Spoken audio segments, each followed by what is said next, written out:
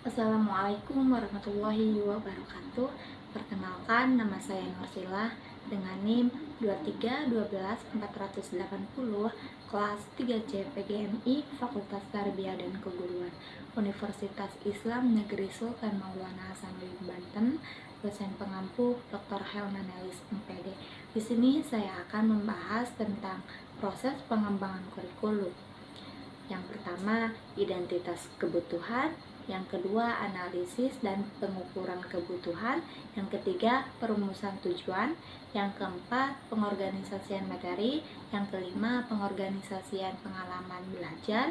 Yang keenam, penggunaan alat evaluasi. Yang ketujuh, penyusunan desain kurikulum. Yang kedelapan, validasi kurikulum. Yang kesembilan, implementasi kurikulum. Dan yang terakhir, evaluasi kurikulum. Nah, di sini saya akan membahas identifikasi kebutuhan ialah proses mengidentifikasi, menganalisis, atau mendefinisikan apa yang dibutuhkan oleh pengguna, pelanggan, atau stakeholder dalam suatu proyek atau produk. Proses ini penting untuk memastikan bahwa solusi yang dihasilkan sesuai dengan harapan dan memenuhi tujuan yang telah ditetapkan. Yang pertama, pengumpulan informasi. Pada tahap awal, tim harus mengumpulkan informasi dari berbagai sumber seperti wawancara dengan pengguna, survei, pengalaman, pengamatan lapangan, atau data historis. Hal ini dilakukan untuk mendapatkan pahaman mendalam tentang masalah atau peluang yang ada. Yang kedua, klasifikasi kebutuhan. Kebutuhan biasanya dibagi menjadi beberapa jenis. Kebutuhan fungsional yaitu kebutuhan yang berkaitan dengan fungsi atau fitur utama yang diharapkan dari produk atau sistem. Misalnya aplikasi perbankan harus memungkinkan pengguna untuk mentransfer uang. Dan yang kedua, kebutuhan non fungsional, kebutuhan yang berkaitan dengan kualitas sistem seperti kecepatan, keamanan, dan keandalan. Kebutuhan bisnis, kebutuhan yang ditetapkan oleh pemangku kepentingan bisnis untuk mencapai tujuan strategis organisasi. Kebutuhan pengguna, spesifik mengenai apa yang diinginkan atau dibutuhkan dan pengguna akhir untuk meningkatkan pengalaman mereka. Yang ketiga, analisis kebutuhan. Setelah kebutuhan dikumpulkan, tim perlu menganalisis kebutuhan tersebut untuk memahami prioritas dan dampak terhadap solusi. Analisis ini sering melibatkan penilaian terhadap kelayakan teknis dan ekonomi. Yang keempat, validasi kebutuhan. Kebutuhan yang diidentifikasi harus divalidasi bersama pemangku kepentingan untuk memastikan bahwa mereka benar-benar merefleksikan apa yang diperlukan.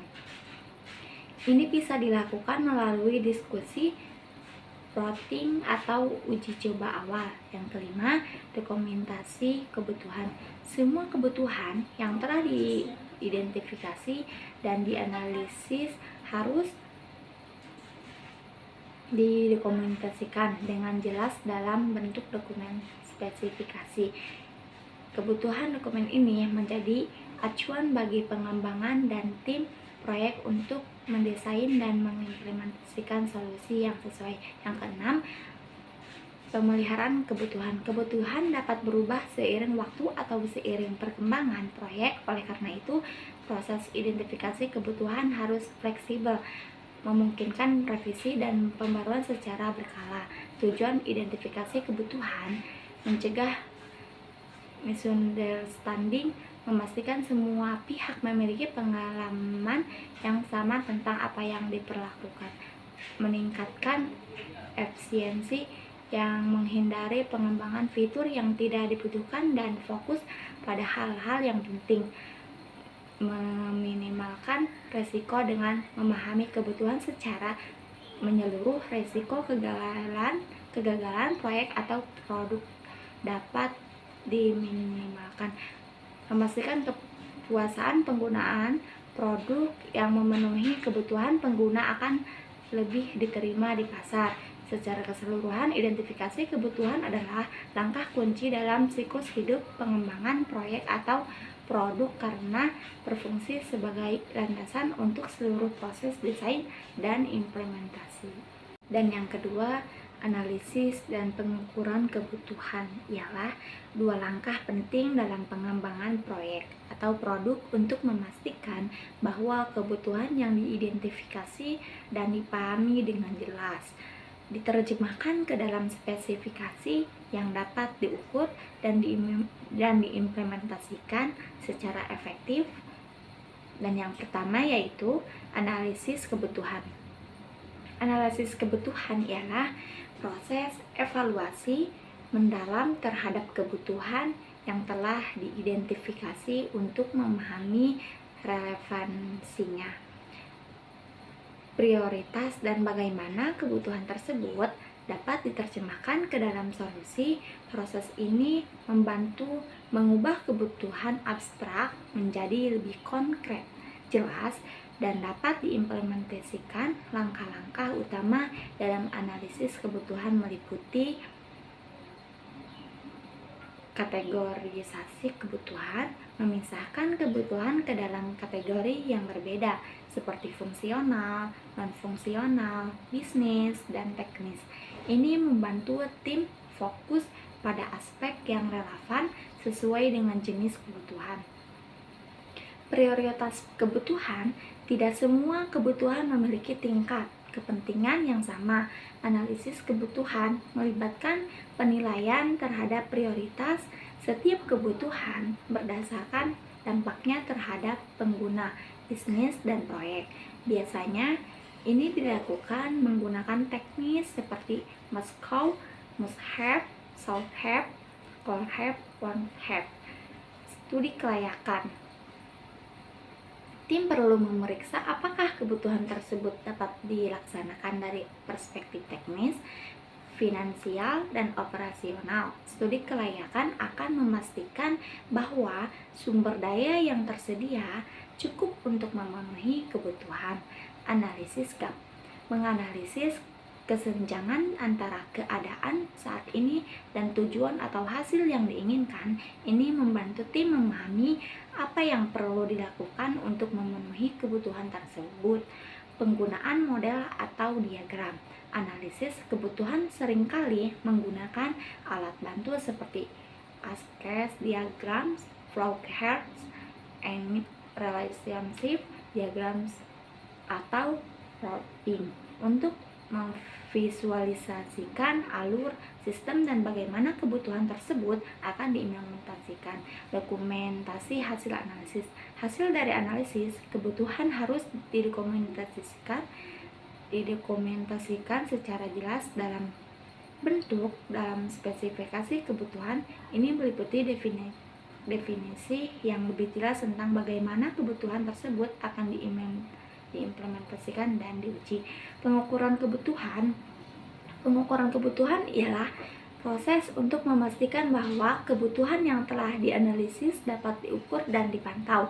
Pengukuran ini penting untuk menilai seberapa baik solusi yang dikembangkan memenuhi kebutuhan yang telah ditetapkan.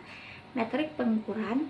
Setiap kebutuhan harus diterjemahkan ke dalam metrik yang dapat diukur. Metrik ini dapat berupa kriteria performa, waktu respons, jumlah transaksi, atau kecepatan pemrosesan. Misalnya untuk kebutuhan performa, metrik bisa merupa sistem harus memproses 1000 transaksi per detik. Kriteria keberhasilan. Kebutuhan harus memiliki kriteria keberhasilan yang jelas. Misalnya sistem dianggap berhasil jika uptime mencapai 99% atau aplikasi dapat diakses dalam waktu kurang dari 2 detik oleh 90% pengguna.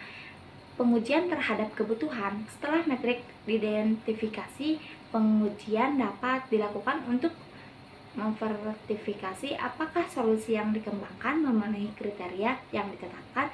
Ini biasanya dilakukan melalui testing seperti pengujian unit, pengujian performa, atau pengujian pengguna. Mengukur kepuasan pengguna. Pengukur kebutuhan juga melibatkan penilaian terhadap tingkat kepuasan pengguna terhadap sistem atau produk yang dikembangkan. Hal ini bisa dilakukan melalui survei, wawancara, atau uji coba pengguna. Pengukuran berkelanjutan. Kebutuhan sering kali berkembang seiring dengan perubahan teknologi, pasar, atau kebutuhan bisnis. Oleh karena itu, pengukuran kebutuhan harus dilakukan secara berkelanjutan untuk memastikan solusi tetap relevan dan memenuhi standar yang diharapkan. Menghubungkan analisis dan pengukuran kebutuhan. Kedua proses ini saling berhubungan erat. Setelah kebutuhan dianalisis, pengukuran dilakukan untuk memastikan bahwa solusi memenuhi kebutuhan tersebut. Analisis memberikan fondasi untuk memahami kebutuhan secara menyeluruh, sementara pengukuran menyediakan alat untuk memantau dan memastikan kebutuhan dipenuhi dengan baik. Pentingnya analisis dan pengukuran kebutuhan ialah menjamin kualitas produk. Dengan menganalisis dan mengukur kebutuhan, tim proyek dapat memastikan bahwa produk yang dihasilkan sesuai dengan harapan pengguna dan stakeholder. Mengurangi risiko kegagalan. Jika kebutuhan tidak dianalisis atau diukur dengan baik, ada risiko bahwa produk yang dikembangkan mungkin tidak sesuai dengan yang diharapkan. Mengoptimalkan sumber daya. Pengukuran membantu tim fokus pada pengembangan fitur atau fungsi yang benar-benar penting dan menghindari penggunaan sumber daya untuk hal-hal yang kurang esensial. Peningkatan berkelanjutan. Dengan pengukuran yang konsisten, tim dapat terus meningkatkan produk atau sistem berdasarkan feedback dan perubahan kebutuhan di masa depan. Secara keseluruhan, analisis dan pengukuran kebutuhan adalah langkah esensial dalam memastikan bahwa proyek atau produk yang dihasilkan memenuhi ekspektasi dan berfungsi sesuai dengan yang diharapkan.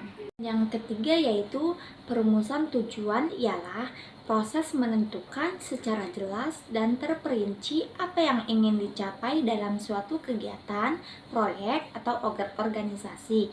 Tujuan berfungsi sebagai panduan arah yang memberikan kerangka kerja bagi tindakan atau langkah-langkah yang diambil. Dalam perumusan tujuan, beberapa elemen penting harus dipertimbangkan agar tujuan tersebut efektif dan dapat dicapai. Yang pertama yaitu spesifik. Tujuan harus jelas dan spesifik. Semakin jelas suatu tujuan, semakin mudah untuk memahaminya dan merancang langkah-langkah untuk mencapainya. Misalnya, alih-alih mengatakan meningkatkan produktivitas, lebih baik merumuskan tujuan seperti meningkatkan produktivitas tim sebesar 10% dalam 3 bulan. Dan yang kedua, terukur. Measurable. Tujuan yang baik harus bisa diukur sehingga kemajuan bisa dilacak dan hasil akhir dapat dievaluasi. Dengan tujuan yang terukur, kita bisa tahu apakah kita sudah mendekati pencapaian atau belum. Contohnya, tujuan terukur adalah menambah 50 pelanggan baru dalam waktu 6 bulan. Yang ketiga, dapat dicapai. Achievable. Tujuan yang ditetapkan harus realistis dan dapat dicapai berdasarkan sumber daya, kemampuan, dan situasi yang ada. Menetapkan tujuan yang terlalu tinggi tanpa mempertimbangkan realitas akan membuatnya sulit untuk dicapai dan dapat mematahkan semangat tim. Dan yang keempat, relevan. Tujuan harus relevan dengan kebutuhan dan visi jangka panjang organisasi atau individu. Jika tujuan tidak sesuai dengan arah strategis, maka usaha yang dilakukan bisa menjadi sia-sia. Setiap tujuan harus memberikan nilai dan manfaat yang signifikan. Dan yang kelima, berbatas waktu, time bound. Tujuan harus memiliki batas waktu atau tenggat agar ada dorongan untuk mencapainya dalam jangka waktu yang ditentukan. Misalnya, mencapai target penjualan kali dalam 6 bulan, memberikan batasan waktu yang jelas hingga memotivasi tindakan segera. Dan yang keenam, mengikuti model SMART. Dalam perumusan tujuan, seringkali digunakan pendekatan SMART, spesifik, measurable, achievable, relevant, time-bound. Seperti yang telah dijelaskan tadi, pendekatan ini membantu memastikan bahwa tujuan yang ditetapkan efektif dan mudah dicapai. Dan yang ketujuh, menentukan sumber daya dan hambatan. Bagian dari perumusan tujuan adalah mengidentifikasi sumber daya yang dibutuhkan seperti manusia, waktu, teknologi, dan lain-lain, dan memprediksi hambatan atau tentang yang mungkin dihadapi. Hal ini memungkinkan perencanaan yang lebih matang dan langkah-langkah antisipasi. Dan yang kedelapan, mengintegrasikan umpan balik.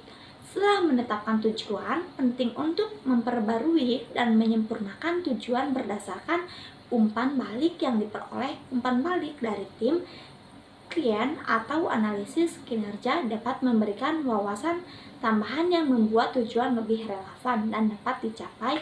Dengan perumusan tujuan yang baik, tim atau individu memiliki peta jalan yang jelas yang memungkinkan mereka untuk bekerja lebih terarah, mengukur progres dengan akurat, dan meningkatkan peluang keberhasilan.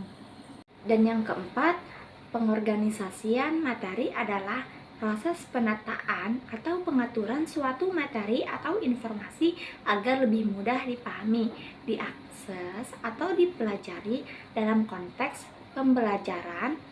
Pengorganisasian materi bertujuan untuk menyusun topik atau konsep secara logis dan sistematis sehingga peserta didik dapat memahami hubungan antara satu topik dengan topik lainnya. Yang pertama, strukturisasi informasi. Pengorganisasian materi melibatkan penyusunan informasi dalam bentuk yang terstruktur. Ini bisa berupa pembagian materi ke dalam bab, subbab, atau poin-poin penting. Struktur ini membantu pembaca atau pendengar mengikuti alur pembahasan secara logis. Dan yang kedua, pengelompokan berdasarkan topik atau tema. Materi diorganisasikan dengan cara mengelompokkan informasi yang sejenis atau saling terkait dalam satu bagian. Misalnya, dalam pengajaran sains, materi tentang hewan mungkin dikelompokkan berdasarkan jenis, habitat, atau cara reproduksinya. Ini memudahkan peserta didik memahami karakteristik setiap kelompok. Yang ketiga, penggunaan metode hierarki. Pengorganisasian materi sering menggunakan pendekatan hierarki di mana konsep yang lebih umum disajikan terlebih dahulu diikuti oleh konsep-konsep yang lebih spesifik.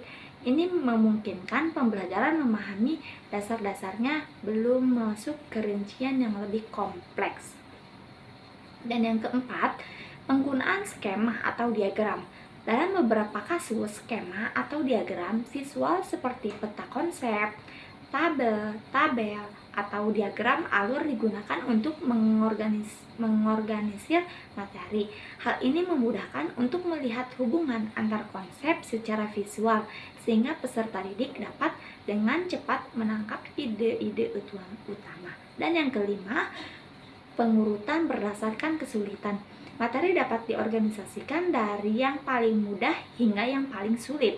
Ini memungkinkan peserta didik mempelajari dasar-dasarnya sebelum menghadapi konsep-konsep yang lebih kompleks. Misalnya, dalam matematika, sebelum mempelajari aljabar, siswa harus memahami aritmatika dasar. Dan yang keenam, penggunaan prinsip berulang. Dalam pengorganisasian materi, prinsip pengulangan sering diterapkan. Ini artinya konsep-konsep penting mungkin akan diulang dalam berbagai konteks untuk memperkuat pemahaman. Selain itu, materi yang baru sering dihubungkan dengan materi yang sudah dipelajari sebelumnya untuk menciptakan keseimbangan. Yang ketujuh, tujuan pengorganisasian materi. Tujuan utama pengorganisasian materi adalah untuk meningkatkan pemahaman, pembelajaran, mempermudah proses pengajaran dan penyampaian materi, membantu pembelajaran dalam mengingat dan mengaplikasikan pengetahuan, mengurangi kebingungan dengan menyajikan materi secara sistematis dan terstruktur. Pengorganisasian materi yang baik sangat penting dalam berbagai bidang, terutama dalam pendidikan, pelatihan, dan presentasi profesional karena dapat mempengaruhi efektivitas pembelajaran dan transfer pengetahuan. Dan yang kelima, pengorganisasian pengalaman belajar adalah proses merancang dan menyusun kegiatan pembelajaran agar peserta didik dapat memperoleh pengalaman yang bermakna, efektif, dan sesuai dengan tujuan pendidikan. Proses ini melibatkan pemilihan metode, strategi, dan urutan kegiatan yang tepat untuk menciptakan lingkungan belajar yang optimal dan kondusif bagi pembelajar. Pengorganisasian ini penting untuk memastikan bahwa siswa dapat belajar secara bertahap dan sistematis serta mampu mengaitkan pengalaman belajar mereka dengan pengetahuan dan keterampilan yang relevan. Yang pertama, penyusunan tujuan pembelajaran. Yang jelas, proses pengorganisasian pengalaman belajar dimulai dengan merumuskan tujuan pembelajaran yang jelas. Di spesifik tujuan ini akan menjadi acuan utama dalam penyusunan pengalaman belajar, memastikan bahwa setiap aktivitas yang disusun memiliki kontribusi langsung terhadap pencapaian tujuan tersebut.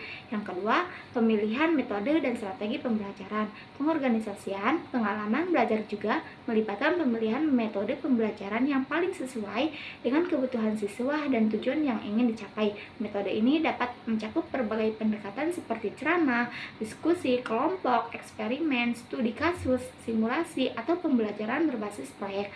Strategi ini dipilih berdasarkan sifat materi dan karakteristik peserta didik. Yang ketiga, mengelompokkan berdasarkan tingkat kesulitan dan kompleksitas. Dalam mengorganisasikan pengalaman belajar, penting untuk menyusun kegiatan dari yang paling sederhana hingga yang lebih kompleks. Ini memungkinkan siswa untuk memahami dasar-dasar sebelum melangkah ke konsep atau tugas yang lebih rumit. Misalnya, dalam belajar keterampilan motorik, siswa mungkin belajar gerakan dasar sebelum mempelajari gerakan yang lebih terkoordinasi dan kompleks. Dan yang keempat, penekanan pada partisipasi aktif dan interaktif. Pengalaman belajar yang baik biasanya menekankan partisipasi aktif siswa. Pengorganisasian ini mencakup penciptaan situasi di mana siswa terlibat secara langsung dalam proses belajar, seperti dengan melakukan eksperimen, berdiskusi, atau menyelesaikan tugas kolaboratif. Interaksi dengan teman sebaya dan pengajar juga berkontribusi pada pembelajaran yang lebih dalam dan bermakna. Dan yang kelima, fleksibilitas dan penyesuaian. Pengalaman belajar harus diorganisasikan secara fleksibel dengan mempertimbangkan beragam gaya belajar dan tingkat kemampuan siswa. Beberapa siswa mungkin lebih unggul dalam pembelajaran visual, sementara yang lain lebih memahami melalui pembelajaran kinestetik atau verbal. Pengorganisasian pengalaman, pendekatan berdasarkan respon dan kebutuhan peserta didik. Dan yang keenam, penggunaan media dan teknologi. Dalam dunia pendidikan modern, pengorganisasian pengalaman belajar seringkali melibatkan media dan teknologi. Pemanfaatan teknologi seperti video, simulasi interaktif, dan pembelajaran berbasis komputer membantu meningkatkan pengalaman belajar, terutama dalam memfasilitasi pemahaman konsep yang sulit atau abstrak. Yang ketujuh, pengurutan berdasarkan pengalaman nyata. Pengorganisasian pengalaman belajar dapat dilakukan dengan mengaitkan pengalaman pembelajaran dengan kehidupan nyata siswa. Hal ini memungkinkan pembelajaran menjadi lebih relevan dan bermakna. Contohnya, dalam pelajaran biologi, siswa dapat diajak keluar kelas untuk mengamati ekosistem lokal, sehingga konsep yang dipelajari di kelas dapat diterapkan secara langsung dalam konteks dunia nyata. Dan yang kedelapan, penilaian dan umpan balik. Bagian penting dari pengorganisasian pengalaman belajar adalah penilaian. Kegiatan pembelajaran yang diorganisir dengan baik biasanya mencakup penilaian berkata baik melalui tes, kuis, presentasi, atau proyek untuk memantau kemajuan siswa. Umpan balik yang diberikan juga merupakan elemen kunci dalam membantu siswa mengetahui area yang perlu diperbaiki dan memahami sejauh mana mereka telah mencapai tujuan pembelajaran. Dan yang kesembilan, peningkatan keterampilan kritis dan kreatif. Pengorganisasian pengalaman belajar sering kali dirancang untuk meningkatkan keterampilan berpikir kritis dan kreatif siswa. Pengalaman belajar yang terstruktur secara efektif menciptakan tantangan yang mengharuskan siswa untuk menganalisis, mengevaluasi, dan menciptakan solusi untuk masalah nyata atau simulasi yang diberikan. Dan yang ke-10, lingkungan belajar yang mendukung. Selain merancang kegiatan belajar, pengorganisasian pengalaman belajar juga memperhatikan penciptaan lingkungan belajar yang mendukung. Lingkungan ini mencakup aspek fisik seperti ruang kelas yang nyaman dan teknologi pendukung, serta aspek psikologis seperti hubungan yang baik antara guru dan siswa, serta suasana belajar yang positif dan penuh motivasi. Dan yang keenam, alat evaluasi ialah alat yang digunakan untuk mengukur dan menilai sejauh mana proses pembelajaran telah tersampaikan kepada peserta didik. Penggunaan alat evaluasi dalam pembelajaran memiliki beberapa manfaat, di antaranya mengetahui sejauh mana keberhasilan belajar peserta didik, memberikan masukan kepada guru mengenai apa yang telah dilakukan dalam kegiatan pengajaran, mengetahui apakah bahan-bahan pelajaran yang disampaikan sudah dikuasai oleh peserta didik, mengetahui apakah kegiatan pengajaran yang dilaksanakan sudah sesuai dengan yang diharapkan. Alat evaluasi pembelajaran dapat dibagi menjadi dua, yaitu yang pertama tes dan non-tes. Alat evaluasi tes dibagi menjadi 3 jenis, yaitu yang pertama tes tertulis, dan yang kedua lisan, dan yang terakhir perbuatan. Sedangkan alat evaluasi non-tes dapat dilakukan melalui pengamatan observasi, skala sikap, angket, catatan harian, dan daftar cek. Alat evaluasi yang baik dapat ditinjau dari segi validasi, reliabilitas, daya pembeda, derajat kesukaran, efektivitas, option, objektivitas, dan praktikabilitas.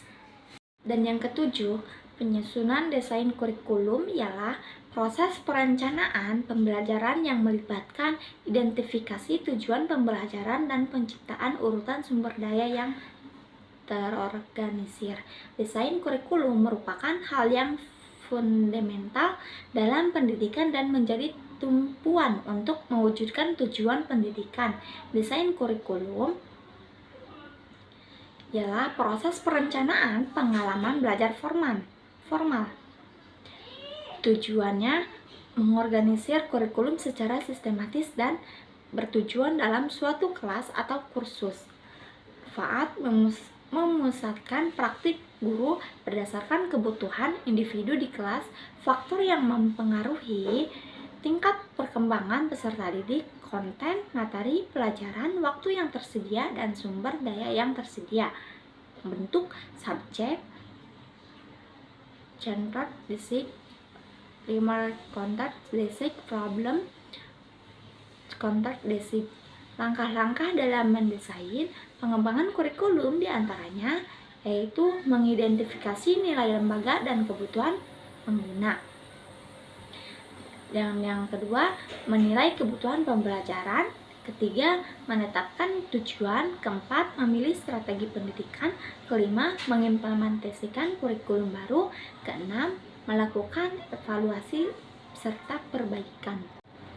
Dan yang kedelapan, validasi kurikulum ialah proses sistematis yang bertujuan untuk memastikan bahwa suatu kurikulum memenuhi standar kualitas, relevansi, dan keefektifan dalam mencapai tujuan pendidikan yang telah ditetapkan. Proses ini melibatkan evaluasi dan peninjauan berbagai aspek kurikulum oleh para pemangku kepentingan seperti pendidik, ahli kurikulum, administrator pendidikan, siswa, dan bahkan pihak industri.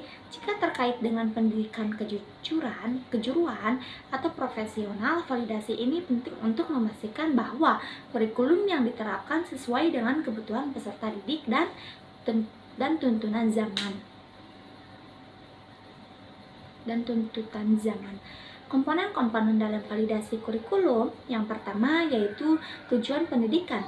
Validasi dimulai dengan meninjau apakah tujuan pendidikan yang ditetapkan dalam kurikulum sudah jelas, spesifik, dan relevan dengan kebutuhan peserta didik serta dunia kerja atau perkembangan sosial budaya. Dan yang kedua, isi dan materi pembelajaran.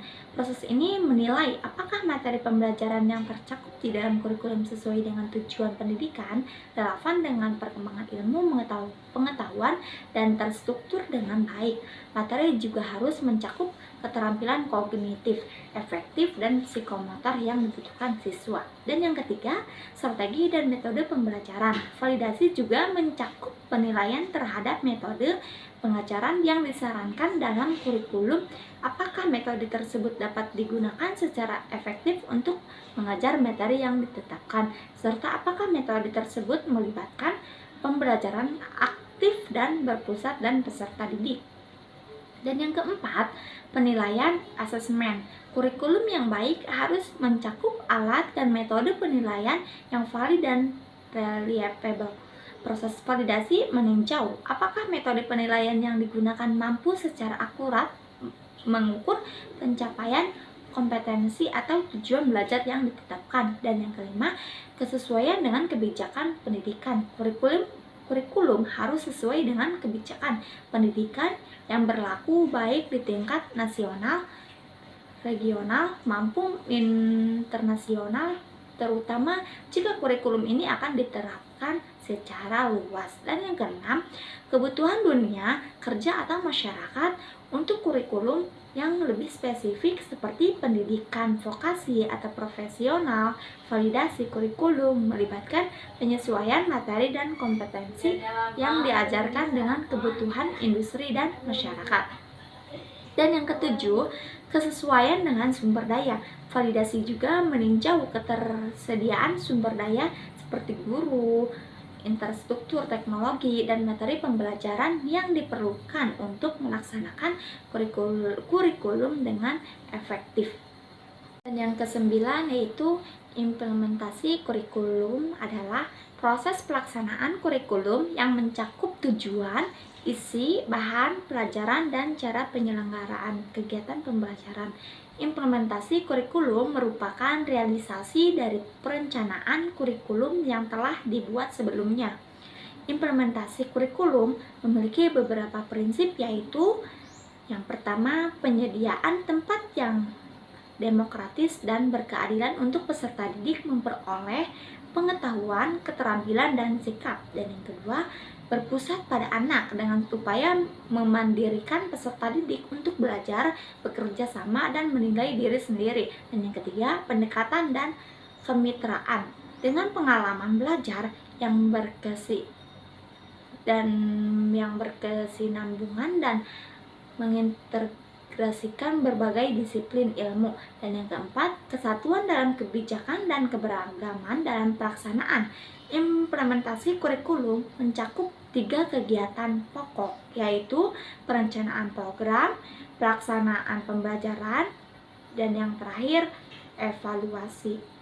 Dan yang ke-10 adalah evaluasi kurikulum.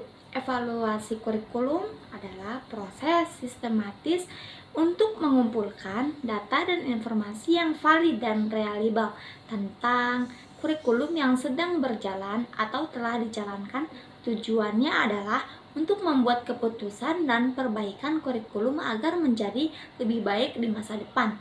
Evaluasi kurikulum memiliki manfaat bagi semua pihak seperti guru, orang tua, pemangku kepentingan pendidikan, dan masyarakat.